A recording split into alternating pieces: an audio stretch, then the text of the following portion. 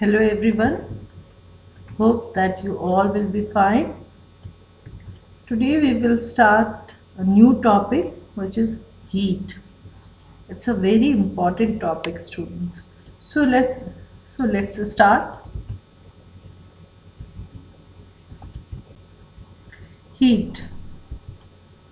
Heat is a form of energy that is transferred from one body to another as a result of a difference in temperature. If two bodies at different temperatures are brought together, energy is transferred, that is, heat flows from hotter body to the colder one. Heat is a form of energy. Energy means the capacity to do work. So, it is a capacity to do work, we may say.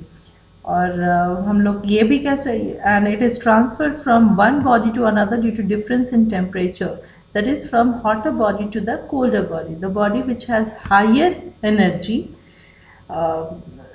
that heat is transferred from higher energy body to the lower energy body. When we heat a body, its temperature rises. This indicates that the heat and temperature are related to each other. जब हम किसी वस्तु को उसमें ऊष्मा प्रदान करते हैं या ऊष्मा देते हैं तो उसमें उसकी टेम्परेचर में यानी तापमान में वृद्धि होती है. इसका ये मतलब है कि टेम्परेचर एंड हीट में रिलेशन है. So what is temperature and what is heat? अभी हमने बोला कि heat is a form of energy. ऊष्मा एनर्जी का एक फॉर्म है, कार्य करने की क्षमता है.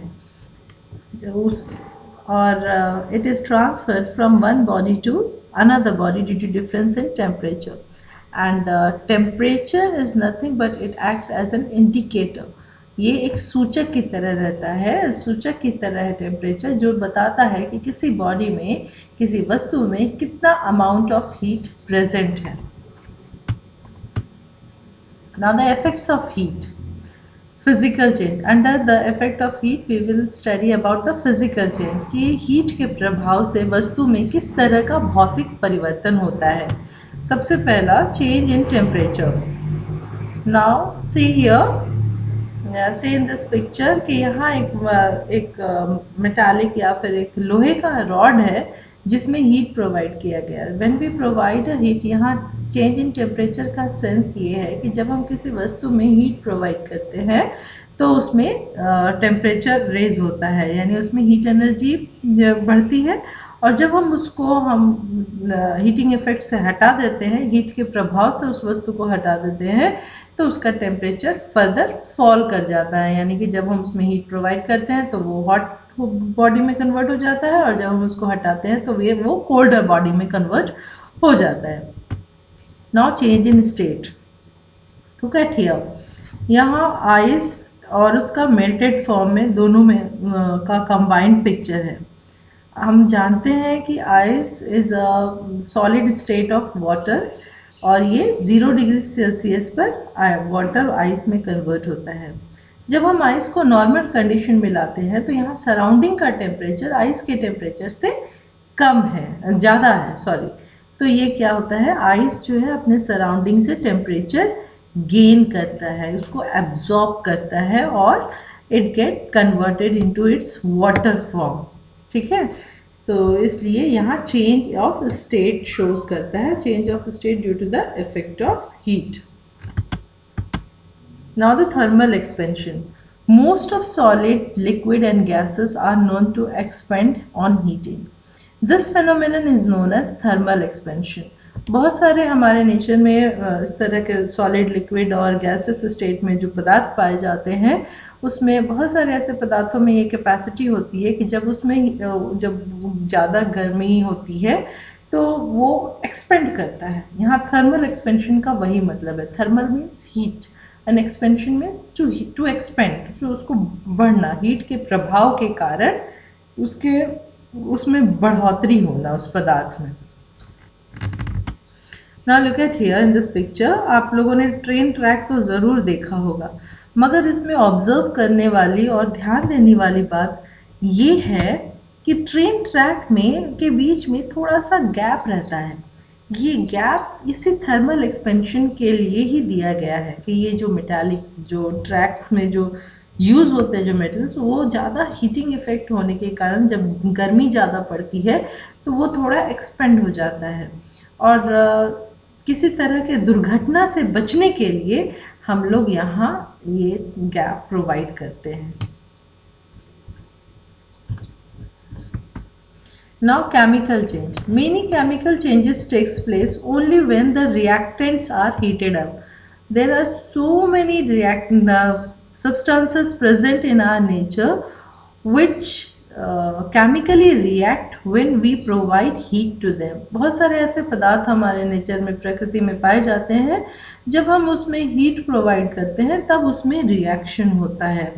जैसे we can prepare oxygen in laboratory by heating potassium chlorate over a flame. जब हम पोटेशियम क्लोरेट को गर्म करते हैं लेबॉर्ट्री में और in the presence of manganese oxide as a catalyst, जब हम तब ये potassium chlorate oxygen gas liberate करता है।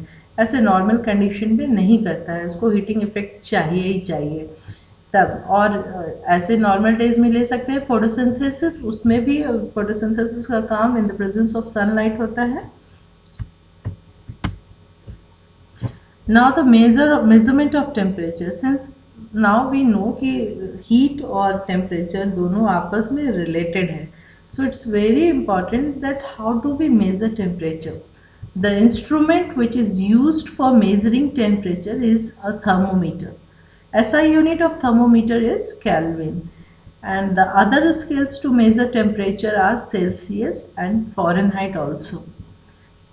टेम्परेचर का SI यूनिट केल्विन होता है और सेल्सियस और फॉरेनहाइट के थ्रू भी हम टेम्परेचर को मेज़र करते हैं। बेसिकली हम लोग बॉडी टेम्परेचर फॉरेनहाइट और सेल्सियस के थ्रू मेज़र करते हैं, डिग्री फॉरेनहाइट और डिग्री सेल्सियस। नाउ ये जो फॉर्मूला है दो, degree Celsius is equal to degree Fahrenheit -32 cross 5/9 और degree Fahrenheit is equal to degree Celsius cross 9/5 plus 32। ये बहुत इंपॉर्टेंट फार्मूला है to convert Celsius from conversion between Celsius and Fahrenheit temperature. आपको body temperature suppose Fahrenheit में दे दिया गया और बोला जाएगा कि क्या कन्वर्ट करो temperature, what would be the temperature in degree Celsius. So अगर आपको ये फार्मूला पता है तो आप इसके बेसिस पर आप टेम्परेचर फॉरेनहाइट से Celsius and vice versa change कर सकते हैं। Now the relation between Celsius and Kelvin temperature, K is equal to C plus 273, ये केल्विन और सेल्सियस के बीच का रिलेशन है। अब thermometer consists of a long narrow uniform glass tube called stem. Look at here in this picture. ये जो cylindrical body like structure, ये बड़ा सा स्ट्रक्चर है, that is nothing but it is called stem. Now the scale in which the temperature is measured are marked on the stem. जो temperature जो scale है वो इसी सिलेंड्रिकल बॉडी पर मेंशन्ड रहता है। At the end of one end of the stem there is a small bulb which contains mercury in it. See here, ये जो स्ट्रक्चर है दैट इज कॉल्ड बल्ब। इसी का enlarged व्यू यहाँ देखिए, this is called bulb in which mercury is filled. Mercury, इसके अंदर mercury रहता है। A capillary tube is inside the glass stem in which mercury expands and when the bulb is kept in contact with a hot body. ये जो पतली सी tube जैसे दिख रही है ना ये वाली, तो this is called capillary tube. Actually capillary tube एक पतला सा थिन ट्यूब रहता है, इट्स अ हेयर लाइक, इसका थिकनेस हेयर की तरह रहता है। और जब हम जब हम थर्मोमीटर को किसी हॉट बॉडी के कांटेक्ट में लाते हैं तो मर्करी में थर्मल एक्सपेंशन होता है और वो एक्सपेंड होता है वो और आगे बढ़ता है कैपिलरी की ओर। Now the types of thermometer. There are different types of thermometer for measuring the temperature of different things like air, our bodies, food, and many other things. Out of that, Clinical and laboratory thermometer is most important. So we will study about the clinical thermometer. The clinical thermometer are used to measure the temperature of a human body at home, clinics and hospitals. Clinical temperature को हम लोग human body के लिए उनको का temperature measure करने के लिए यूज़ करते हैं. That is why we call it as a clinical temperature. All clinical temperatures have a kink that prevents the mercury from flowing back into the bulb when the thermometer is taken out from the hot body. So the temperature can be noted conventionally. क्या है कि ये जो second वाली picture में आप देखिए, यहाँ ये जो पतली सी वायर है ना, ये कैपिलरी, उसके बाद थोड़ा सा एक उभराव सा उठा हुआ स्ट्रक्चर कंस्ट्रक्शन दिख रहा है, which is nothing but the kink. इसको किंक बोलते हैं. इसका काम ये क्लिनिकल थर्मोमीटर में ये कंस्ट्रक्शन बना रहता है. ये क्यों रहता है कि जब हीट के इफेक्ट में आता है, हीटिंग बॉडी में हम जब थर्मोमीटर को लगाते हैं तो मरकरी का रेज करता है, और जब हम इसको बॉडी से बाहर हटाते हैं तब क्या होता है चांसेस रहता है कि मरकरी वापस नीचे चले जाए. तो इसी चीज़ को बचने के लिए हम यहाँ किंक लगाते हैं, सो दैट कि हम आराम से टेम्परेचर को नोट डाउन कर सकें. Now there are temperature scales on either side of the mercury thread, one in Celsius scale and other in Fahrenheit scale.